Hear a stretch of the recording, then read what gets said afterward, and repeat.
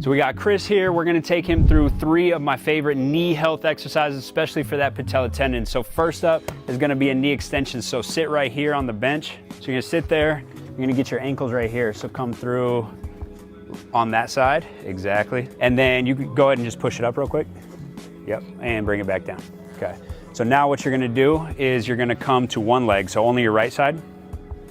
Yep, and now all you're gonna do is come up and hold. So come up a little bit, right, a little lower, right here, good. So we're typically going between like 45, 60 degree knee angles. So you don't wanna be straight out like this, but you don't wanna be fully 90 degree full knee flexion there.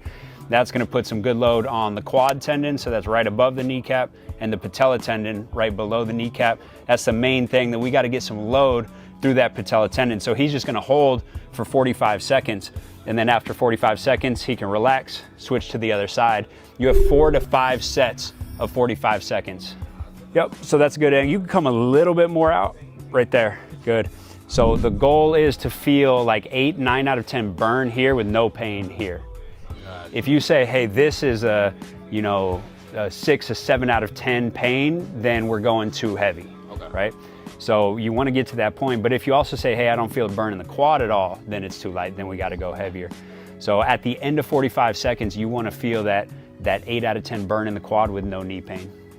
This right leg, I felt crazy burn in the quad. Yeah. I don't feel as much burn. You don't feel as much there? Not as much. Try to extend a little bit. Oh, never mind. Yeah, there it is. So he was at basically too big of an angle. He was closer to 90 degrees. He had to get out towards 45, even come up a little bit more, right there. Yep. And relax. So then we'll come here.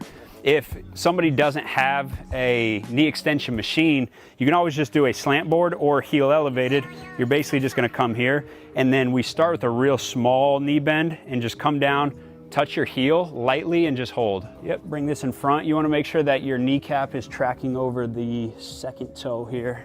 And so we typically start with just a little bit of a knee bend, not too deep. Once you're confident, you can start to get that a little bit deeper, but keep your shoulders back over your hips. And so we're looking for that same thing, 8 out of 10 burn in the quad with no pain right there in the knee.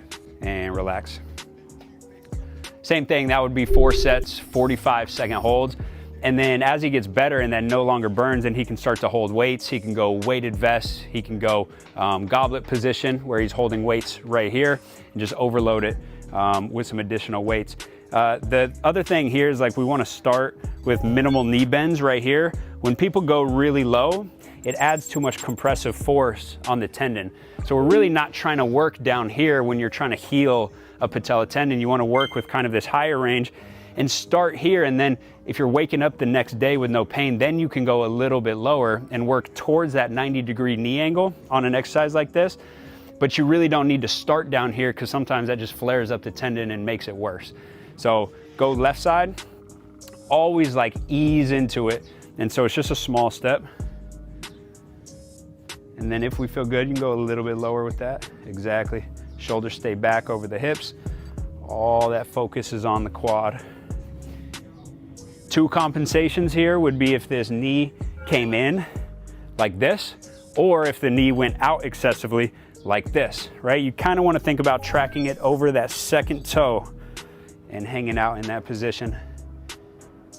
3, 2, 1, yes sir. So that's exercise number 2 that I love for jumper's knee. You wouldn't need to do both. You would pick one of these and you'd put it at the end of your warm-up.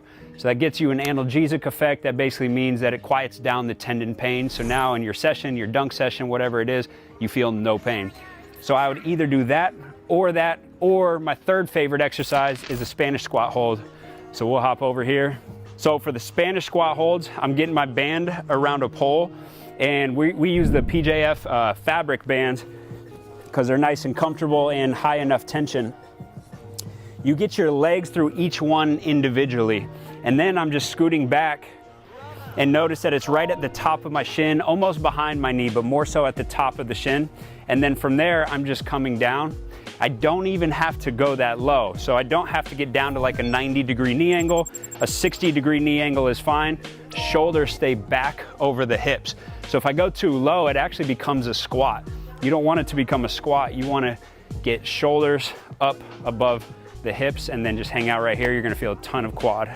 Top of the shin, yeah, almost right behind, even a little higher, like almost right behind the knee. Yep. Now step back and really get some good tension on that. That's good. And now don't let your shins come forward. You gotta keep your knees back behind your toes. And now just squat down as low as you can while keeping your shoulders above. Yes, right there. That's it. Hang out in this position so you'll see you got the perfectly vertical shin instead of a forward shin. But because of the biomechanics of this exercise, it is loading that patella tendon really, really well. And we're getting that good quad strength as well.